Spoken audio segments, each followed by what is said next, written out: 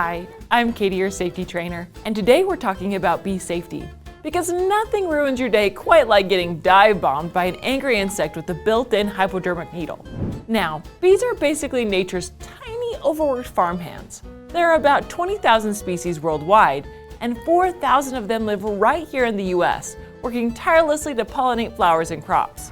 Without them, we'd have a serious food shortage. So let's all agree that bees are important, even if they occasionally have an attitude problem. The bad news, if a bee thinks you're a threat, it won't hesitate to remind you that you're not welcome in its personal space. And while most stings just hurt, for some people, a bee sting can be downright dangerous. In this video, we'll go over the types of bees you might run into, what clothing and fragrances might make you look like a walking flower buffet, tips for avoiding unwanted bee interactions, and what to do if you get stung. Because let's face it, sometimes you just can't avoid a bee with bad manners. Oh, and one quick note, wasps may look like bees, but they're actually a whole different category. Think of them as that distant, unpredictable cousin who shows up to family gatherings uninvited and causes chaos. Enjoying this safety video? There's more where that came from on GotSafety Lite. Sign up for free and gain access to our library of over 1,800 safety videos. If we don't have the lesson you're looking for, we'll make it at no cost. Click the link to sign up today.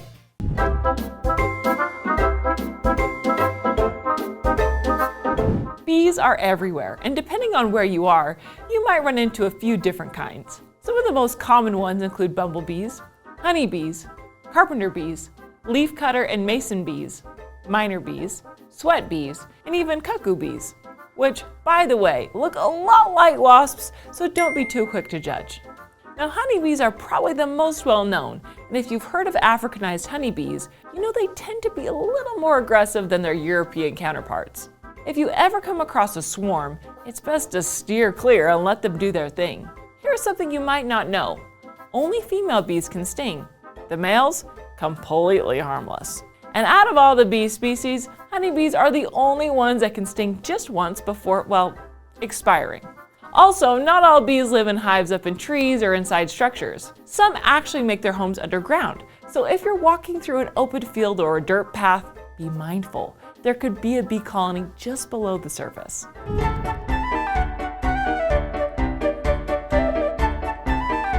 Bees have an incredible sense of smell and a keen eye for color, which means what you wear can either make you blend in or make you a target. Many bee experts suggest skipping the perfume or cologne, especially anything with a citrus scent. To us, it smells fresh. To bees, it can either be an irresistible invitation or a reason to get defensive. As for clothing, think about what you're wearing before heading outside. Floral patterns, bright colors, and dark shades can all grab a bee's attention. Instead, opt for light-colored clothing that covers your arms and legs to minimize the chances of an accidental encounter. Now, if you happen to be a beekeeper, your wardrobe choices are a little different.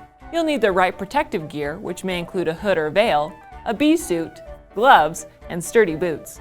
It's all about keeping yourself safe while letting the bees go about their business.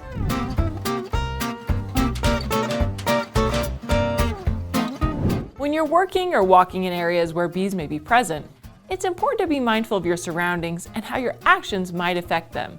Bees tend to be more active during the warmer months, especially in spring and summer, so it's a good idea to stay alert during these seasons. Keeping good hygiene can also help. Sweat can sometimes make bees more aggressive, so using scent-free soaps and avoiding strong fragrances is a smart move. If you have a known bee allergy, be sure to let your supervisor know in line with your company's policies. And if you're not sure whether you have an allergy, it's always a good idea to check with your medical provider. When you're outdoors, keep an eye and ear out for signs of nearby hives or nests. Bees tend to fly in a straight path when coming and going from their home, and you can usually hear their buzzing before you see them. Even typically calm bee species will get defensive if they think their hive is under threat, and many stinging incidents happen near these areas. If you suspect a hive or nest is close by, don't approach it. Report it to your supervisor instead. Whenever possible, try to steer clear of flowering plants, as they naturally attract bees. If you see a bee busy collecting nectar, just leave it alone. It's focused on its task and will only sting if it feels threatened. Also, make sure food and sugary drinks are covered when eating outside, as these can attract curious bees. If a bee does come your way, pay attention to its behavior. If it starts flying at your face or circling around your head, It's its way of saying back off. Fast, sudden movements can make bees feel threatened, so try to keep your movements slow and steady.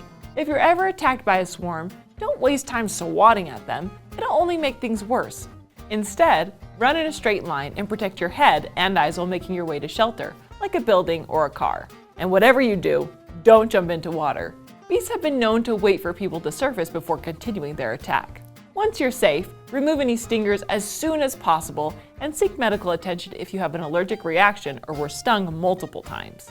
The more stings you get, the more venom enters your system, which can lead to serious health effects.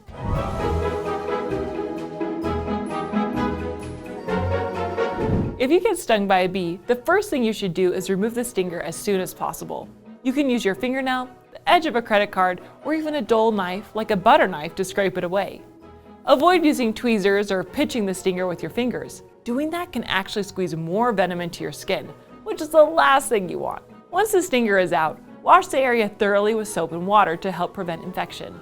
Applying a cold compress can also help reduce swelling and ease discomfort. Keep an eye on the sting site to make sure it improves over time. It's important to monitor yourself for any signs of an allergic reaction. If you notice swelling in your face or throat, have trouble breathing, develop hives, experience abdominal pain, feel nauseous, dizzy, or have a weak, rapid pulse, you should seek medical attention immediately. Loss of consciousness is also a severe reaction that requires emergency care. If you've been stung, make sure to report it to your supervisor when it's safe to do so. If you need medical treatment, that should also be reported so the incident can be documented properly. To wrap up, bees are incredibly important for our environment, but let's face it, they don't always have the best people skills. So to avoid becoming their next target, give them space and don't go poking the hive. Keep a safe distance, don't swat at them, they'll take it personally. And if you know you're allergic, make sure your supervisor is in the loop. It's always better to be safe than sorry when bees are involved. If you're ever in doubt about bee safety at work, don't just wing it. Talk to your supervisor. That's all for today's lesson.